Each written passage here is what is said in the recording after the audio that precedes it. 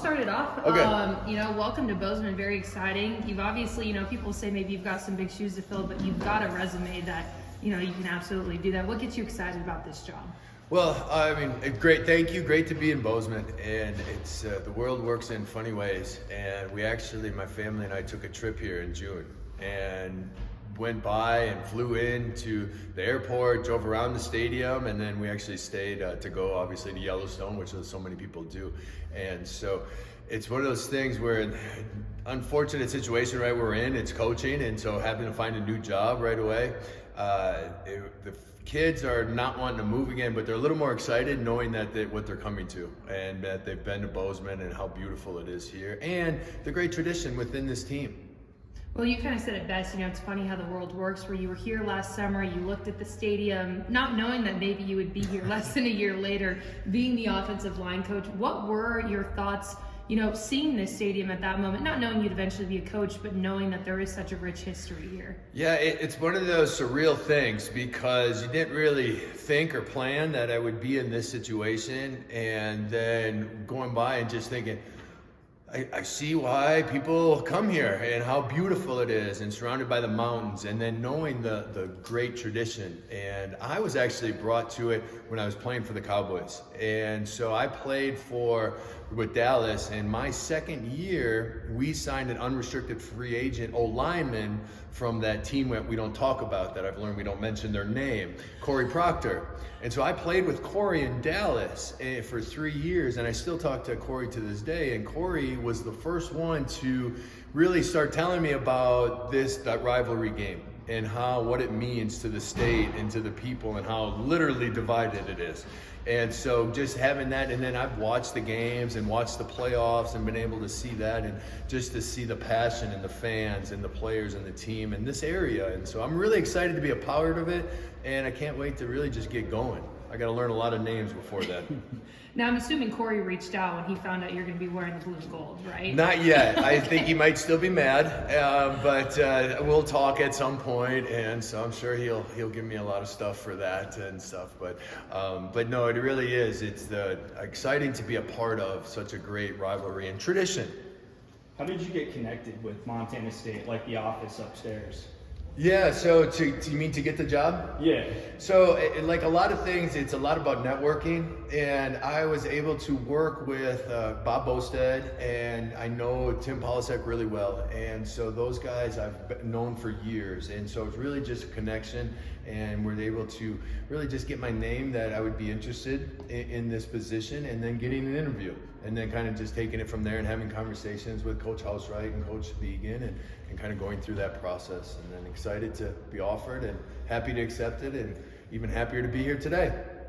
Was getting back into O-line coaching a big part of taking this job? Yes, actually, I really wanted to get back into O-line. O-line is my passion, and I played that, and coaching sometimes a funny business. I was head coach for 4 years, and finished. I was athletic director my last year when I was head coach at D2 at East Central in Ada, Oklahoma. But I also coached the O-line that whole time. And so I've really coached the O-line my whole coaching career, other than last year when I coached the running backs at Wisconsin. And what do you think of this O-line that you're inheriting? I am very blessed. I am very blessed. This is a situation and pressure, and I like that, right? Is you got to come into, and I told Coach Vegan this, that I want to go somewhere where the standard's high, where the expectations are high, and winning is the standard, and playing well and having a great O-line is the standard.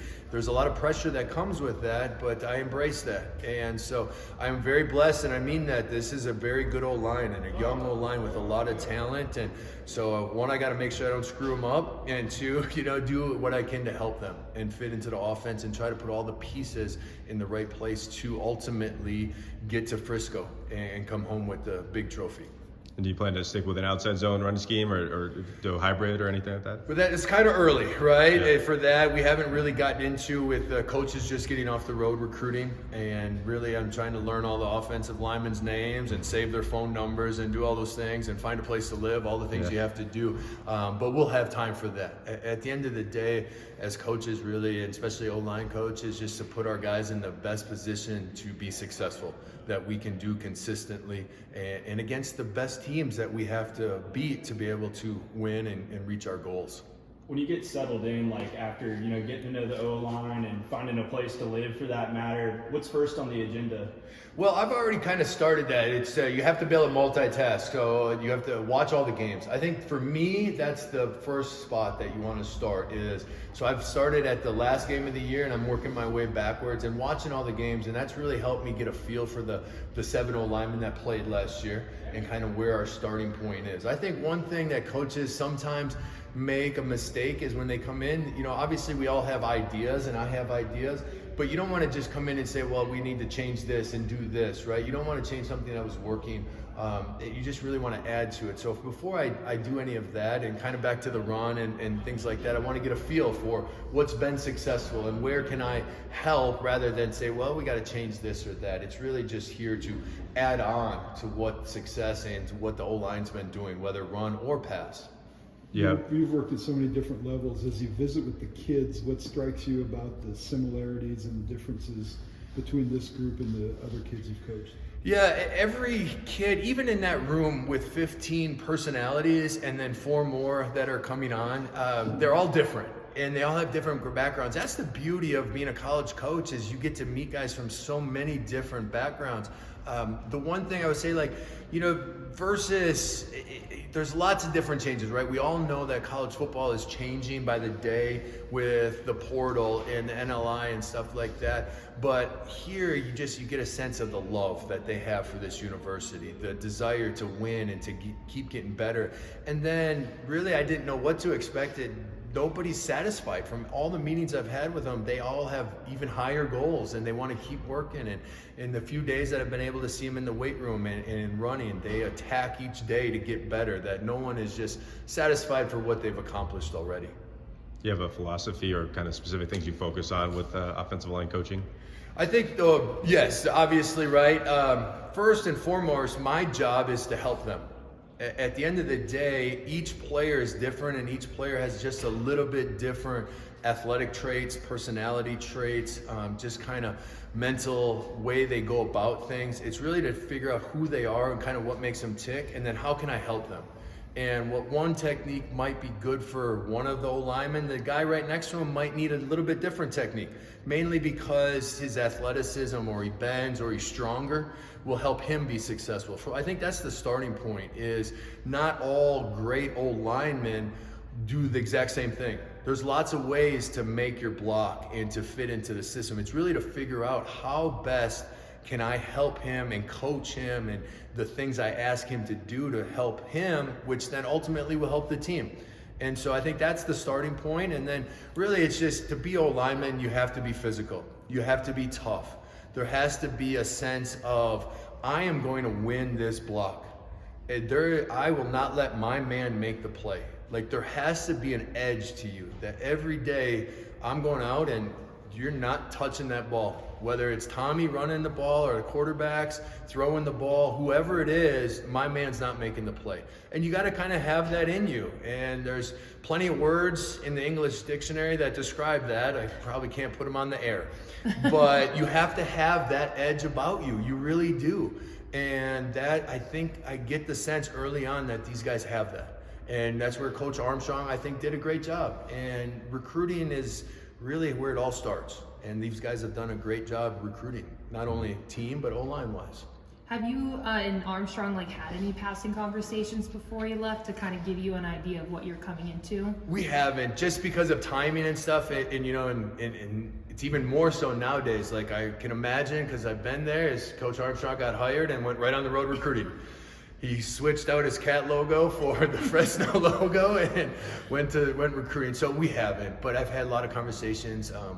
The big help a lot of times is the grad assistants and the assistant coaches that have been with them. They can help start to lay the groundwork of each player and their personality. And Coach House, right, and Coach Vegan has really helped in that too. And then be able to have meetings, and it's tough. It really is. When you start over, you walk into a meeting room and they're looking at you like, can I trust this guy? Is he full of it? Is he not? And the first things I tell them is, it takes time. Like, I'm not here to try to rush it. I just want you to be you, and I'm going to be myself. And over time, we will build that trust that it takes to have a good relationship between player and coach. seeing this run first or run heavy offense with a lot of kind of, I guess, downhill blocking and things like that. I mean, does that kind of get your offensive lineman, inner offensive lineman pretty excited to see, just doing a lot of down blocking instead of pass blocking, I guess? Yeah, well, I mean, I don't think they mind pass blocking as much. I think it really does come down to being successful and doing what our roster and what our offense can be consistently good at, but also, again, come back to what I said earlier, is beat the best teams that we need to beat to reach our ultimate goal. So, yeah, obviously we love to run the ball, and for a lot of reasons. One, you get to be physical and you get to impose your will and you get to wear teams down. It's also harder to defend, and it opens up the pass, and it's more consistent. And as we can all look outside right now and see the snow, to win the big games in the playoffs, and as I was told the other day, maybe even in October here, you have to be able to play in some bad weather. And so the best way to do that is a lot of times run the ball. If you're a run first team, it'll help you in the playoffs. It'll help you win the games when the weather's there. But yeah, obviously, I think most O-linemen would like to run the ball in some form or fashion. And that's where Coach Holtzwright does a great job in that system of mixing it up, who we're reading, who's running the ball, and motion shifts, things like that. And then your time at Wisconsin, obviously an O-line factory, and then playing in the NFL as well. What did you kind of take from not just playing at Wisconsin, but coaching there too, that you think you'll be able to bring to Montana State? Yeah, I think the mindset, how you have to go about your business, the detail that it takes, and especially watching this film, the defenses will each week will play you differently. Like, there's a lot of different defenses, a lot of different looks, a lot of different schemes, and you have to take the same set of plays and be able to block it up against whoever we're playing.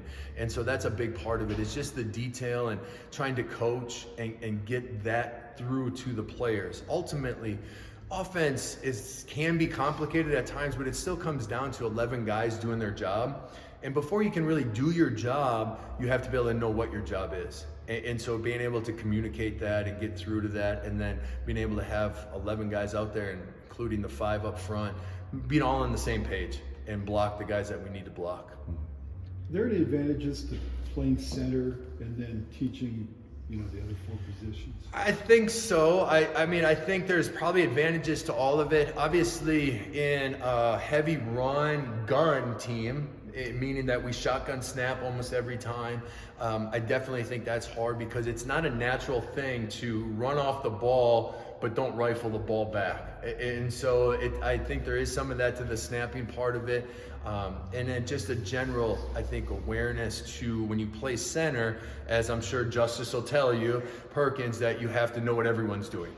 And I think that's a big part of it, is I was forced to learn when I started playing center, is that you have to learn the whole offense, and you have to learn whether it's protections and stuff. You can't just get locked into your job. And I think that's been an important part. It's really helped me in my coaching career. Did you play with Brady in 09, is that right? I did. I was pretty beat up at that time, and so I had to get another knee surgery and stuff, and he was actually just coming off of the year where he had now the Brady rule. That was the year before, so he was there most of the off season working out, and so I did get to see him work, and I really am thankful for my time there, even though I didn't get to play very much, just because I kind of see how that organization was operated and how it was run and how the players kind of went about their business. And even though I didn't have any aspirations to coach at the time, looking back, it was a very useful tool to be able to look back and how they went about that. Yeah.